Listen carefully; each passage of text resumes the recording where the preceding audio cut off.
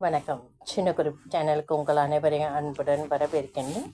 பிரச்சனை, தீராத பிரச்சனை எப்படி வருது? அந்த பிரச்சனைக்கு தீர்வு என்ன? ஆமாம், தீராத பிரச்சனையை நம்ம யோசித்து அந்த பிரச்சனையை விளக்குறதுக்கு நம்ம யோசனை செஞ்சு அந்த பிரச்சனைக்கு என்ன தீர்வோ அதை நம்ம செஞ்சோம்னா அந்த பிரச்சனைக்கு தீர்வு உண்டு. தீராத பிரச்சனைக்குரிய தெளிவு நமக்கு வேணும். அந்த தெளிவு இல்லைன்னா அந்த பிரச்சனை கண்டிப்பாக தீராது.